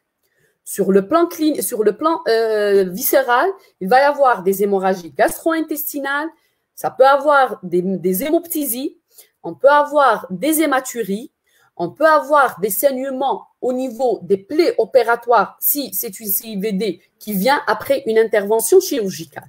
C'est-à-dire, c'est un syndrome hémorragique cutaneo, muqueux et viscéral. Et bien sûr, les manifestations thrombotiques vont toucher soit le système microvasculaire ou le système macrovasculaire, entraînant une défaillance multiviscérale. Cette défaillance, elle est due à l'hypoxie. Et bien sûr, les organes les plus touchés sont les organes nobles qui vont entraîner une hypoperfusion, à savoir les reins ça va se manifester par une insuffisance rénale aiguë, le poumon, le système nerveux central, le foie, etc. Donc, si je résume, j'aurai le grand cercle qui correspond à un syndrome d'activation systémique de la coagulation. Ce syndrome d'activation systémique va entraîner une coagulation intravasculaire disséminée, comme son nom l'indique. Ça va se manifester cliniquement par des ischémies au niveau des organes qui sont dues à ces thromboses. Ensuite, une hémorragie qui est causée, 1, par la fibrinolyse réactionnelle exagérée et 2, par l'atmosphère d'hypocoagulabilité qui est liée à l'hyperconsommation des facteurs de coagulation et des plaquettes, ce qui va entraîner un syndrome de défaillance multiviscérale. Sur le plan biologique, au départ, on peut trouver un hémogramme qui est normal, mais déjà sur le plan frottis sanguin, on va trouver des schizocytes, des globules rouges. Les schizocytes, ce sont les globules rouges fragmentés. Et ensuite, il va y avoir la consommation des facteurs de coagulation et d'hémostase. Les premiers facteurs à être touchés sont les plaquettes avec une thrombopénie qui peut être modérée ou bien sévère, tout dépend de la gravité de cette CIVD. Et le deuxième facteur, c'est le fibrinogène. Donc, ce sont les deux premiers facteurs on va les avoir diminués dans la CIVD. Plaquettes, thrombopénie et hypofibrinémie. Ensuite, c'est une cette hyperconsommation, elle va toucher tous les facteurs de coagulation. On aura donc une hyperconsommation de tous les facteurs de coagulation, un temps de quick allongé, un TCA allongé, un temps de thrombine allongé qui est en relation avec les produits de dégradation de fibrine. Les facteurs de coagulation, le premier à être diminué après le fibrinogène, c'est le facteur 5. Ensuite, les autres facteurs de la coagulation. Avec une augmentation des produits de dégradation de fibrine et des dédimères. D'ailleurs, les dédimères sont un moyen de surveillance de l'évolution du processus de la CIVD. C'est pour cela justement qu'ils sont dosés chaque 4 à 6 heures pour savoir est-ce qu'il y a une diminution ou bien une stagnation de processus ou le processus est toujours évolutif si je trouve le taux de dédimère ne fait qu'augmenter. Sur le plan étiologique, je vous ai dit que la CIVD n'était pas spécifique à des pathologies hématologiques. C'est pour cela que j'en parle parce qu'elle peut compliquer plusieurs pathologies. Donc, on a ici les causes obstétricales, à savoir les embolies amniotiques, les ruptures utérines, les rétentions de fœtus morts, les infections, les avortements septiques ou des hématomes rétroplacentaires, ou bien encore le HELLP syndrome. Des causes chirurgicales, ce sont toutes les chirurgies lourdes, que ce soit sur des organes qui sont riches en facteurs tissulaires, à savoir les poumons par exemple, ou bien des chirurgies vasculaires, des chirurgies porto-caves ou des chirurgies qui nécessitent une circulation extracorporelle. Elle peut aussi compliquer plusieurs cancers, essentiellement les adénocarcinomes, surtout le pancréas, la prostate, mais tous les adénocarcinomes peuvent donner dans leur syndrome paranéoplasique une CIVD. Ça peut être une complication de l'hémolyse, c'est essentiellement l'hémolyse de type intravasculaire aiguë, qui peut être parmi l'une des causes, c'est les erreurs transfusionnelles, les septicémies, les sepsis graves, surtout les sepsis à gram négatif, certaines leucémies, essentiellement les leucémies à promyéloïdes, même en cas de choc anaphylactique qui est dû à la morsure au venin de certains animaux ou bien surtout de certains serpents. Donc, parfois, les brûlures aussi graves de 3e degré étendues aussi peuvent se compliquer d'une CIVD. C'est pour cela justement qu'il faut savoir la diagnostiquer à temps et surtout la prendre en charge à temps, sachant qu'elle peut être clinico-biologique comme elle peut être que biologique. Donc, la CIVD, bien sûr, elle est à distinguer de l'autre syndrome de défibrination qui est la dysfibrinogénolyse primitive.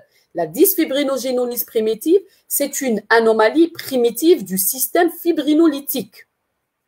Donc, elle va se manifester cliniquement par des hémorragies, uniquement des hémorragies. Il n'y aura pas de syndrome thrombotique.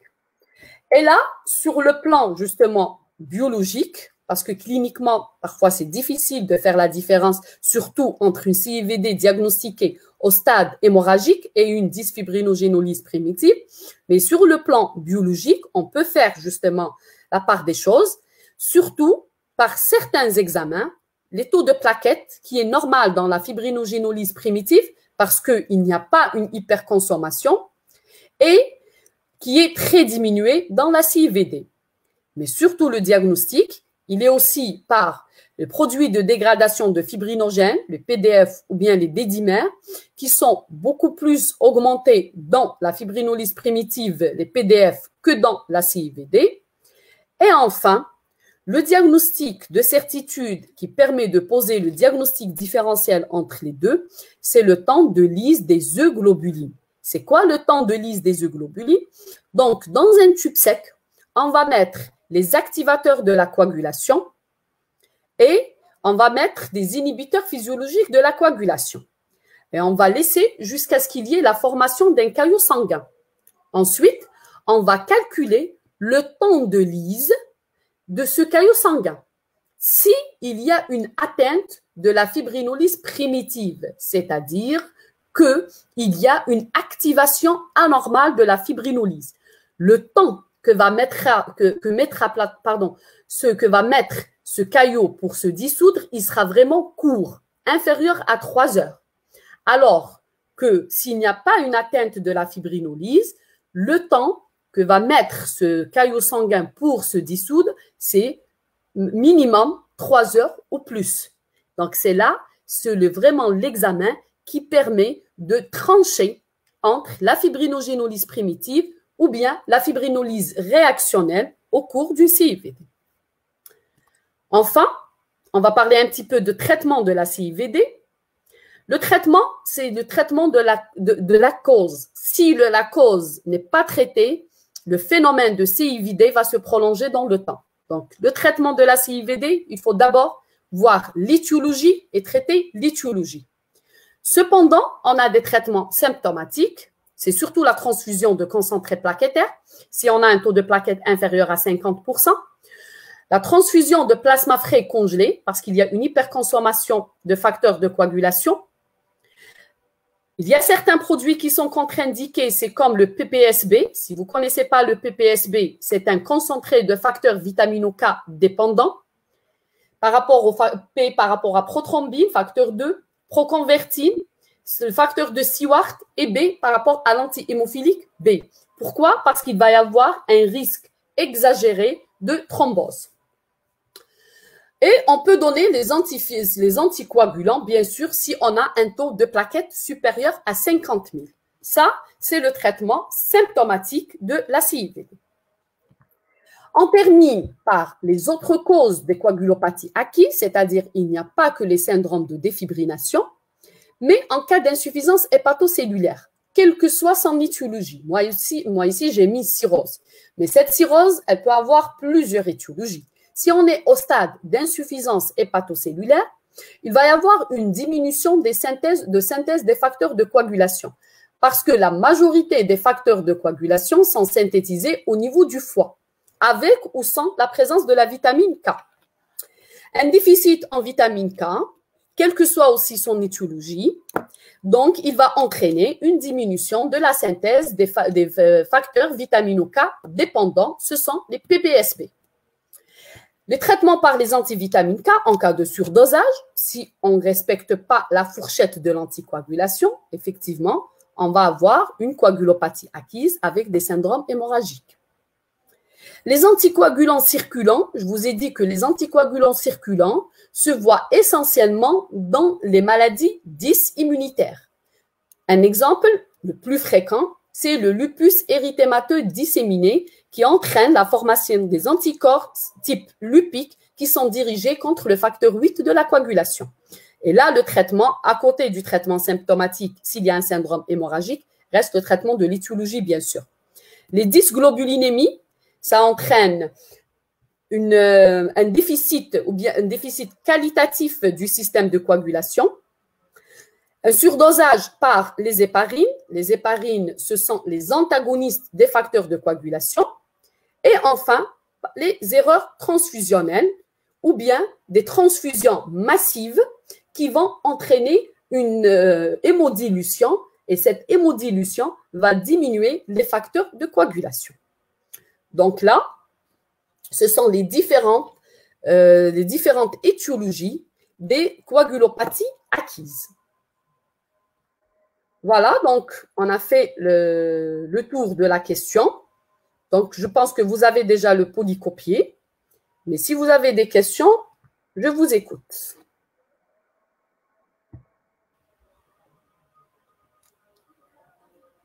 Allô? Oui, madame. Oui? Madame, s'il vous plaît, les questions sont à côté. Ah bon? Donc, Oui. à côté ou à côté? Je ne trouve rien.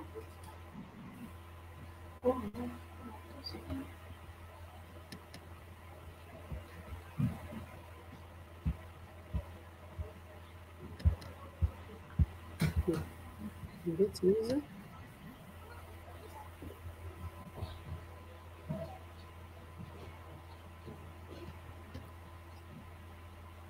Je ne trouve pas. Hein.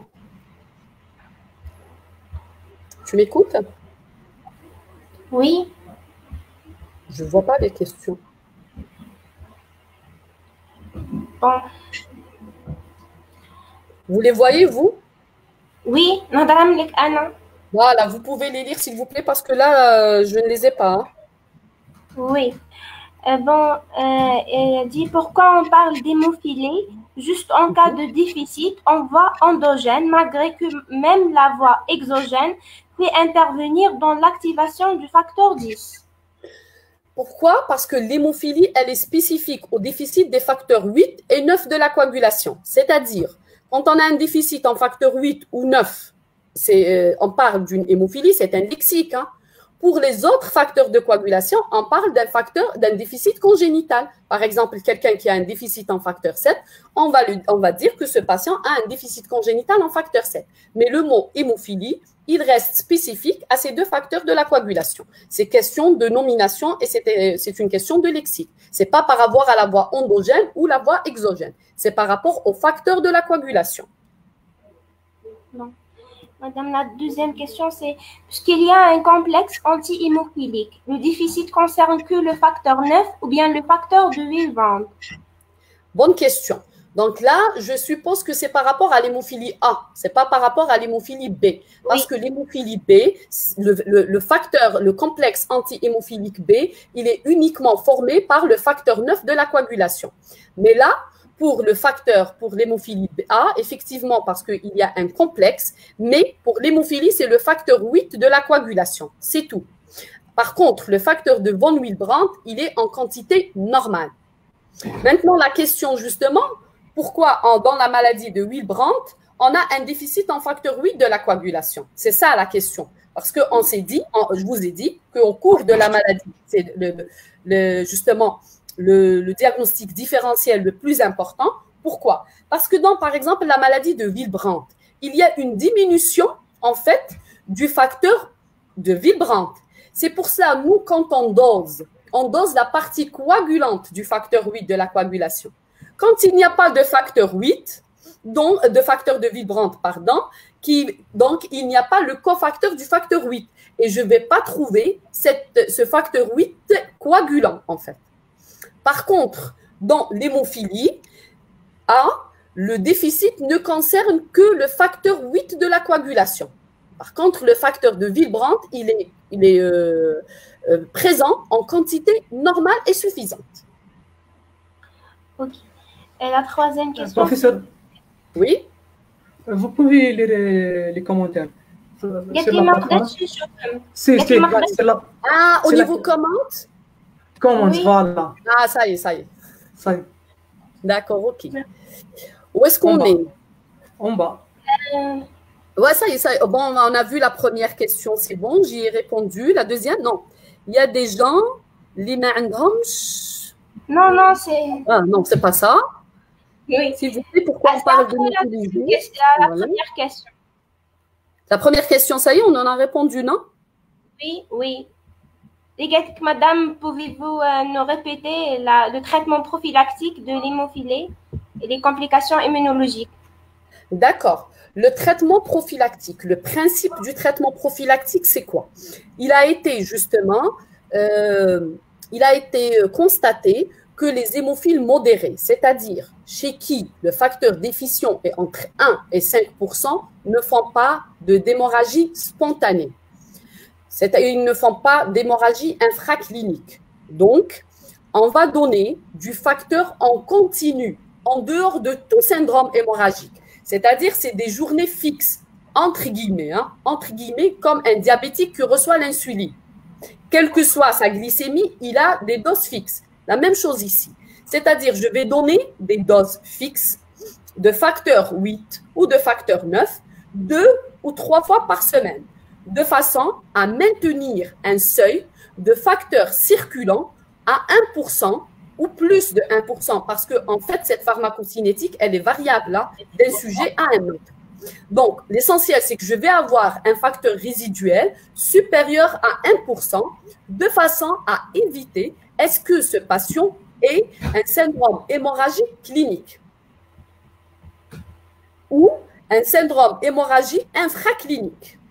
C'est ça le principe de la prophylaxie. C'est-à-dire, je donne du facteur en dehors des syndromes hémorragiques d'une façon continue à raison de 2 ou 3 fois par semaine, bien sûr en fonction du poids du sujet, de façon à maintenir un facteur anti-hémophilique résiduel en permanence à l'intérieur de l'organisme de ce patient supérieur à 1%. C'est ça le principe du traitement prophylactique. Les complications immunologiques maintenant. Les complications immunologiques, c'est l'apparition d'anticorps neutralisants, ce qu'on appelle les anticorps neutralisants, c'est-à-dire des anticorps contre les facteurs de coagulation, contre le facteur 8 ou 9 de la coagulation. C'est ça les complications immunologiques. Et ça va entraîner un problème thérapeutique. Pourquoi? Parce que quelqu'un qui manque du facteur 8, il saigne, je lui donne du facteur 8. Mais lui, il a des anticorps. Donc, ces anticorps-là vont neutraliser, ces anticorps vont neutraliser le facteur anti-hémophilique.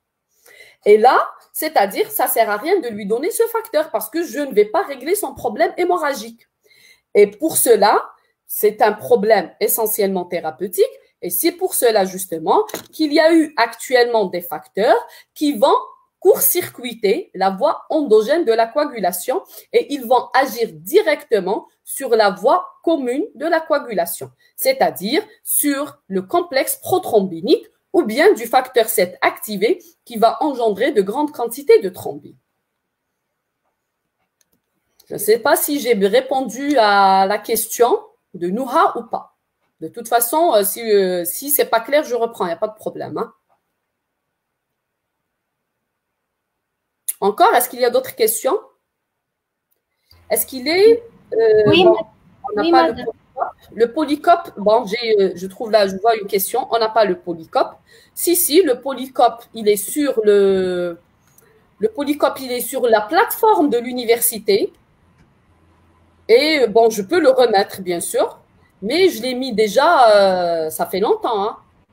Hein. Vous pouvez vérifier. En principe, j'ai eu l'accusé de réception, comme quoi ils l'ont reçu et il était à la disposition des étudiants. Mais vous pouvez vérifier maintenant. Si vous ne le trouvez pas, je peux le remettre, il n'y a pas de problème.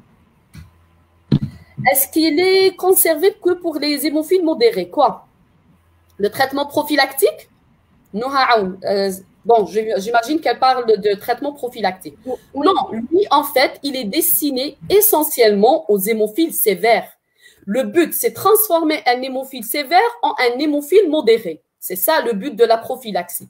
Ceci dit, certains hémophiles modérés peuvent avoir un profil hémorragique sévère, c'est-à-dire qu'ils font des saignements importants.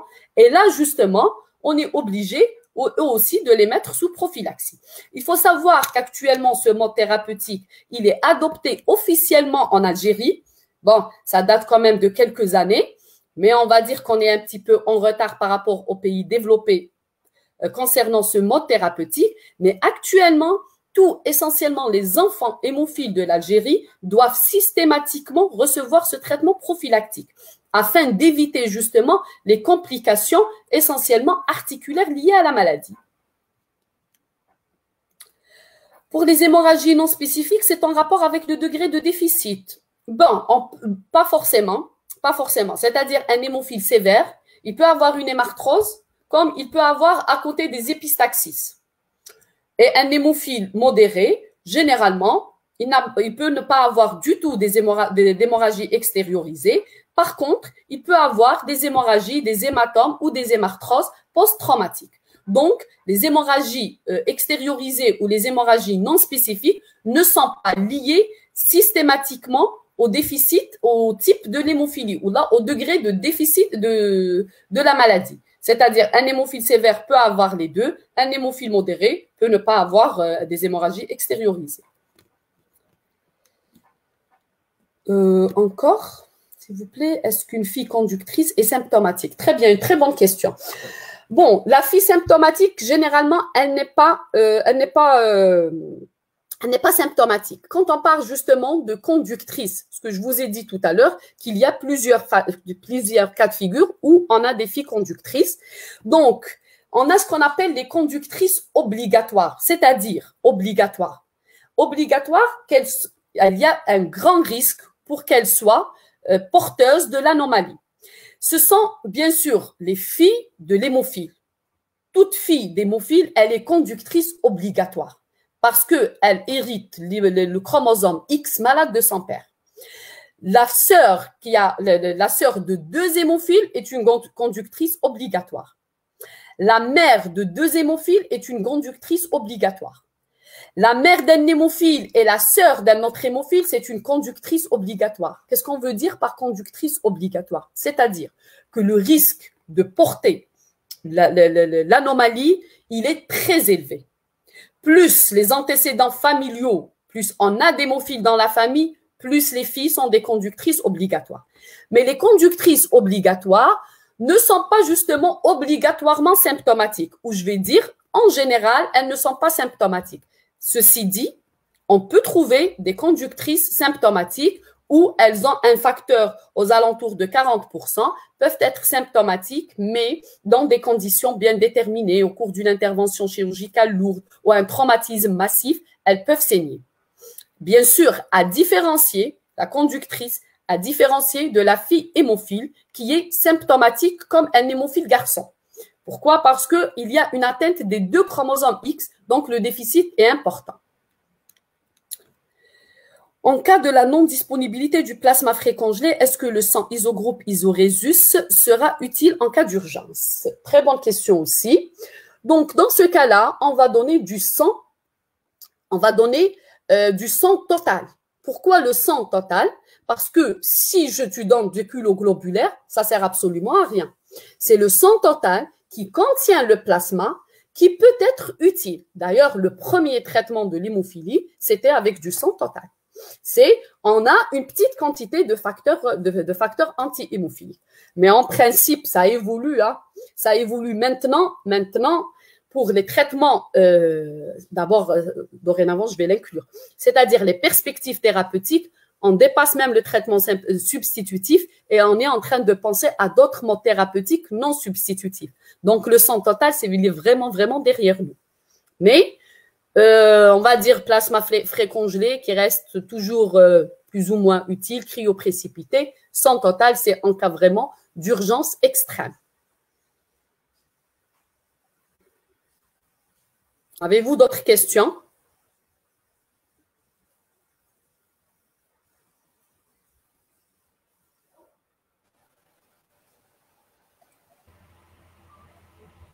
Voilà, il y a votre camarade qui donne justement voilà, le lien pour le Polycope. Donc, il est là, hein, il est sur le site de l'université. Donc, vous pouvez toujours le consulter. Si vous avez des questions, je serai toujours à votre disposition.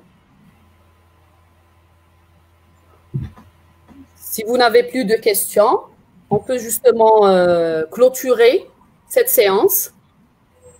Et on se donne rendez-vous pour le TD. Je vais voir justement avec le délégué quand est-ce qu'on peut le présenter. Oui, madame. Merci, professeur. C'est bon, je pense. Oui, c'est bon. D'accord. Okay. Donc, merci beaucoup. Merci, madame. Je remercie essentiellement aussi les étudiants qui ont rendu justement ce cours possible. Et je les remercie beaucoup. Et je préfère justement comme ça, si vous avez des questions, je serai toujours à votre disposition. Et même au cours du TD, vous pouvez poser des questions par rapport au cours. Oui, merci madame, merci beaucoup. Merci à vous. Merci à vous. Bonne soirée, au revoir. Au revoir.